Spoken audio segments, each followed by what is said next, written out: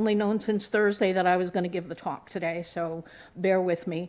Patty, are you going to do your meditation after? I am. Okay, very good. For those of you online, welcome. And if you don't know, I'm not Reverend Cherie, I'm Natalie Kimball. And for those of you who've known me for a while, you may know that I have been in recovery for more than 20 years. And the only reason I bring that up is that it's going to come up in the talk. So I thought I would preface it with that. So when I've been sober for maybe 2 years, I'm streaming the Disney Plus channel. And although they didn't really stream it in those days, but bear with me for the story's sake.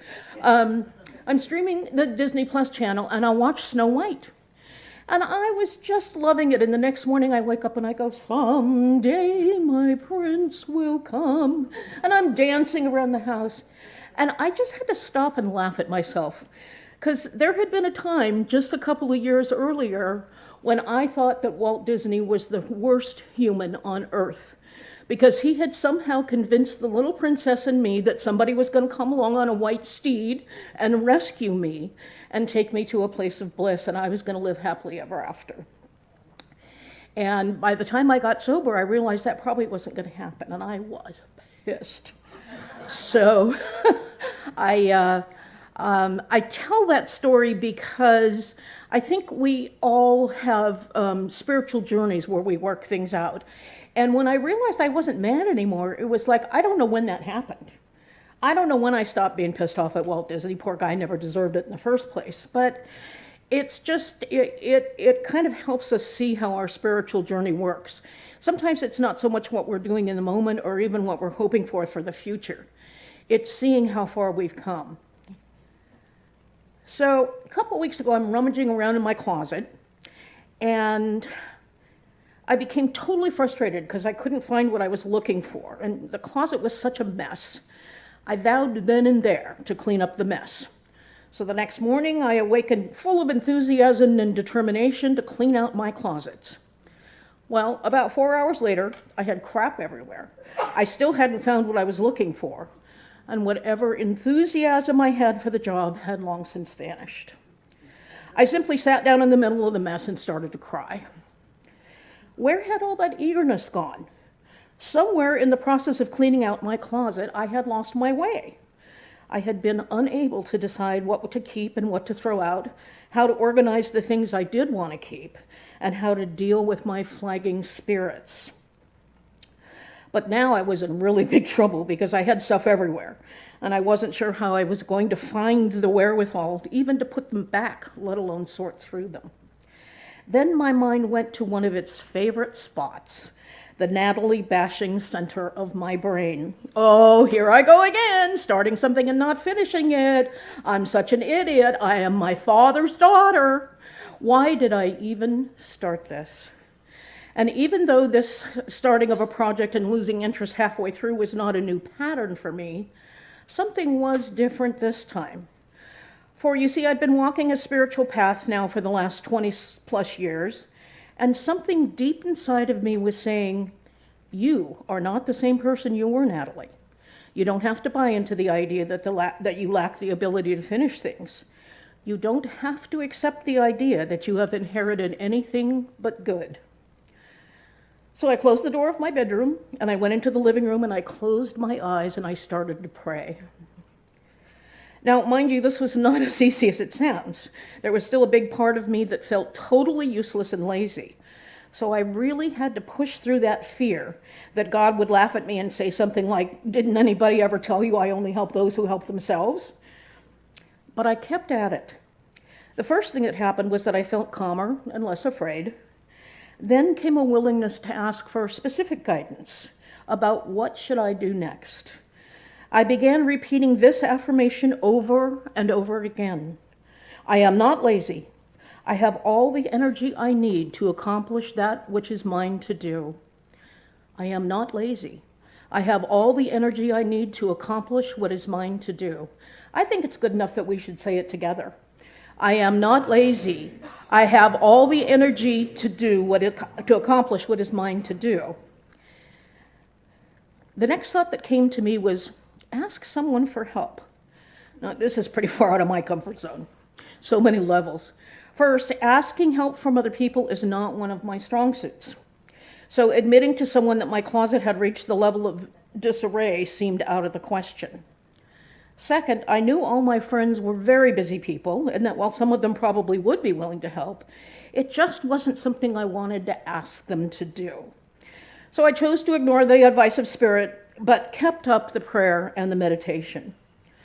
Finally, the voice asking me, telling me to ask for help was so loud, I just couldn't ignore it anymore. So I said, and I'm pretty sure I said this out loud, "Okay, who should I ask for help from?" And the answer was almost immediate. Call Sandy. Now, this was a suggestion I could take.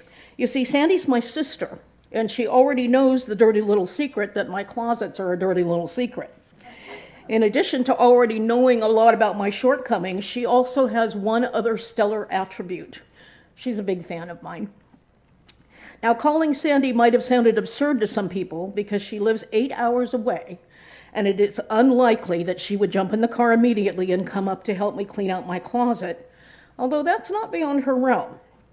But what I realized in that instant was that I had assumed that asking for help meant that I had to ask somebody to come over and help me finish the job that I had seemed incapable of finishing on my own. As it turns out, this is not what Spirit was recommending at all. What God was telling me was to seek advice and comfort from someone who loves me. So I called Sandy, who provided me with a few simple steps to get back on track. First, she said, "Remember, it's been a lot of years since you cleaned out this closet. It's a big job and it doesn't all have to get done in one day. Start by putting back the stuff you've already sorted and you know you want to keep. Put that in the front where you can easily access it. Next, put all the stuff in the back that you haven't sorted through yet. Don't worry about the order of the items you haven't sorted through. Just get it back in the closet and out of your face. Now, as you're putting these unsorted items back, if you run across something you know doesn't fit anymore or you don't want it, then put it in the giveaway pile. After all, your thrift store can really use it. But don't get hung up on the process. The main thing is to get your stuff back in the closet so you don't feel so overwhelmed. Then, in a few days, take 10 items out of the back of the closet and sort through them. Put the ones you want to keep in the front and discard the others. Allow yourself as much time as you need to get through this.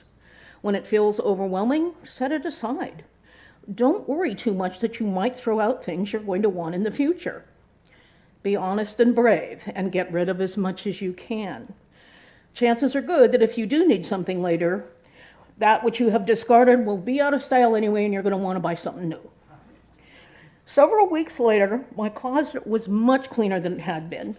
The things I had forced myself to throw away were long forgotten, and I could find the things I needed. So as I'm contemplating this turn of events, I'm wondering how it was that I had so quickly lost my enthusiasm for something that seemed so urgent and exciting just a short time before. When I awoke on that fateful morning, I was fairly sizzling with zeal to do something to improve my surroundings.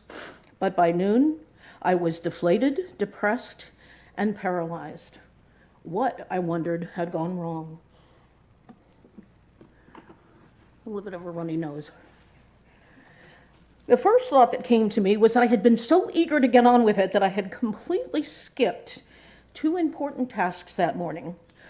First was that I had not taken time for any prayer and meditation. By now, I've learned that my day always goes better when I start out sometime in communion with God. There are a lot of reasons for this, the obvious one being that I may pick up some much-needed guidance that will help my day be more successful. But another thing that prayer and meditation does is it reminds me to put God first in my day. When I find myself spinning out of control, if I have taken the time to pray and meditate, I am much more likely to seek help from Spirit before things turn into a complete disaster. Now, grant you, I did finally remember to turn to God when the closet was a mess, but there's no doubt in my mind that I would have done this sooner if I had taken time for my morning tune-up. The other thing I forgot to do was eat breakfast. As my blood sugar plummeted, my ability to think sank with it, and this contributed to my despair. So I had forgotten to feed both my body and my soul that morning. Next, I began,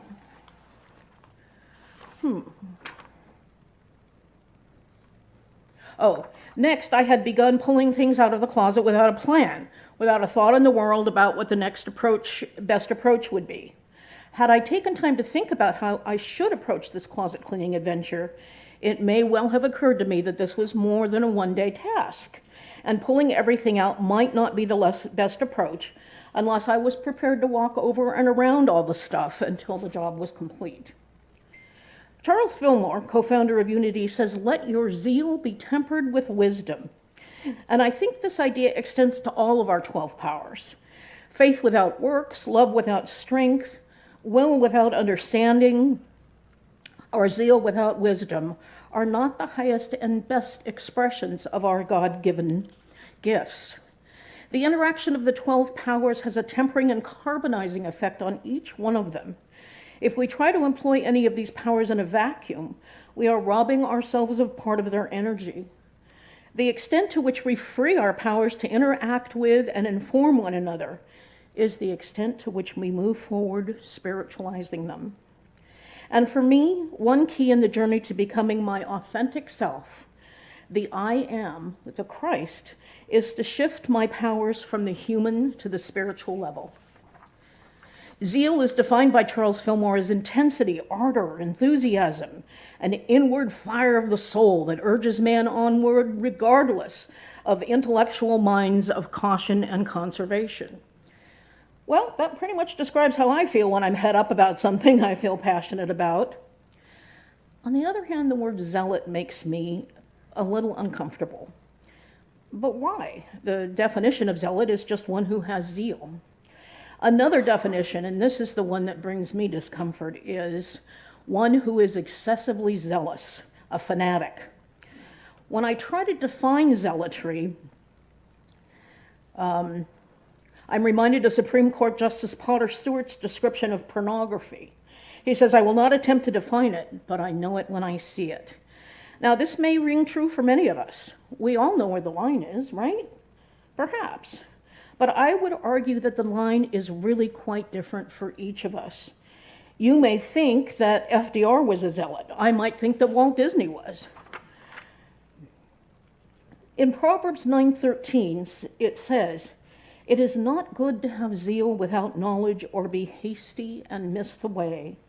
And isn't that what happens sometimes when our zeal goes ahead of our understanding? Not only do we end up with an entire closet full of crap all over the bedroom floor, but we may miss the opportunity for spiritual growth and that the enthusiasm is supposed to spur us toward. I can remember after I'd been sober for about a year, it came to me that recovery was a miracle and that everyone on the planet should be required to work the 12 steps. I know that there was a time in my life when I would have felt compelled to get up on my soapbox and extol the virtues of this amazing program to anyone who would listen, and even a few who would not. But I was wiser on so many levels by this time, and I grasped that each one of us has to come to our own conclusions about what works for us. What will make our lives better? So my zeal for my recovery catapulted me onto a spiritual path that eventually led me to Unity. But I managed to avoid the pitfalls of the zealot by allowing my actions and not my words to convey how the 12 steps were working in my life. In his book on the 7 spiritual laws of success, Deepak Chopra talks about the 5th law of success as the law of intention and desire. This law, he says, is based on the fact that energy, which I define as zeal, desire, or want, and information, which I define as the spiritual tempering of our human zeal, wants, and desires, exists everywhere in nature. They are the yin and yang that keep us in balance. For you see, zeal is the key to spiritual expansion. Let's be honest here, the human experience is difficult a lot of the time. So to keep ourselves in motion, we need to generate energy. Well, maybe generate energy is not the right analogy. What we want to do is attract the energy of the universe to us. And how do we do that? Well, based on what we know about the law of attraction, if we want energy, we need to emit energy. to release it and watch it flow back to us, pressed down, multiplied, and ready to lift us up. So I have a challenge for each of you today. I challenge you to become zealots of the highest order, to infuse your lives with eagerness, passion, and gusto. I challenge you to awaken each morning with a prayer of gratitude for all the wonderful things that are coming to you and all the special things that are in store for those you love. I urge you to strive to make every word that passes from your lips as positive and as uplifting as it can be. I support you in your decision to act on those crazy ideas you are convinced will make you happy, that will make you feel good. I insist that you push the envelope somewhere along your way today. Go ahead, step on a crack, taste something new, wave at your neighbor, dance in front of strangers. If these ideas seem too simple, then step it up a notch. Take a class, do something uncomfortable but important, like get that mammogram you've been putting off. Go sing karaoke, take your cover up off at the beach. In other words, invite people around you to share in your joy. Make your zeal the light of the world. Attract all good to you by simply living with the intention to be happy. Do it just for today, and if it works out well, try it again tomorrow. Thank you.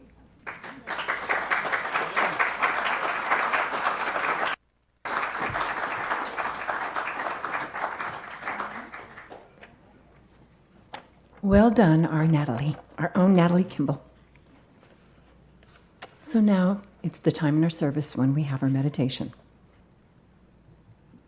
Let's take some time now to open our hearts and minds in meditation to more fully embrace the Christ presence in each of us, who connects us all in oneness.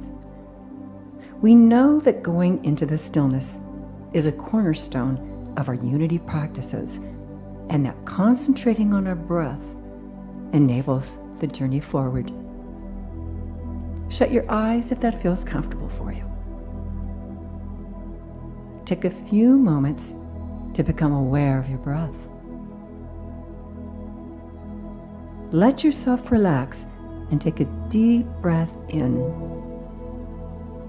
Let your breath out slowly. Continue breathing at your own pace. Be mindful of any thoughts that may come up. Try to observe them without judgment. If you feel any stress or tension in any area of your body, try to direct your breath to those areas. I would like to share with you a meditation that was written by Reverend Linda Martella-Whitsett. It's an excerpt from her book, Divine Audacity. Let's direct our full attention to the back of our necks, at the top of our cervical spinal cord. Here, where the lower brainstem, or medulla oblongata, connects to our brain and spinal cord, lies the center of our spiritual power of zeal. The medulla oblongata controls important autonomic functions such as breathing, blood pressure, and heart rate. Let's visualize a vibrant orange glow permeating the back of our necks and deep within our brain.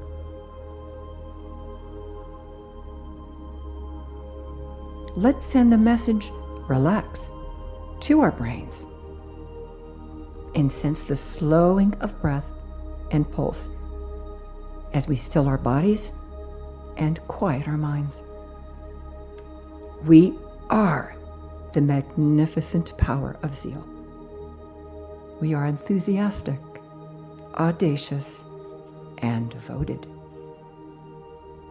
We eagerly awaken each morning on purpose, exuberant about the choices ahead of us. We boldly think, envision, and act in the direction of our intentions. We devote our thoughts, energy, and time toward being a blessing by using our gifts and talents for good. We are the ever-flowing, always forward-moving vibration of possibility. We remain attentive to the present moment, knowing that our focus on the present is our ticket to our desired futures. We are centered in the evolutionary divine power of Seal, an inexhaustible supply of passion and readiness. We do not dissipate this power by empty or frantic activity. Instead, we remain wholehearted and single-minded in our spiritual practice of enthusiasm, audacity, and devotion. We are inspired and focused, exhilarated in our sense of purpose. So let's let these words penetrate deeply into our subconscious for a few moments of silence.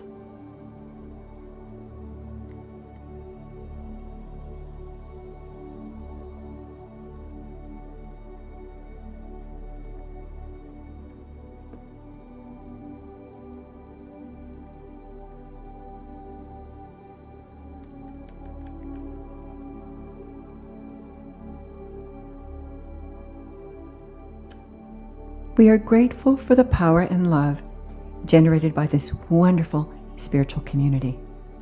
We are grateful for the many blessings of our lives, for our beloved family and friends, for our neighbors, for our unity principles and teachings that always support us, for this wonderful spiritual community who we are with each other on this incredible journey called life, and for this glorious earth we live on. We keep in our hearts and pray for those of us who have requested prayer, including our fellow congregants who have placed their prayer requests and needs in our prayer chest. For this and so much more, we say, Amen.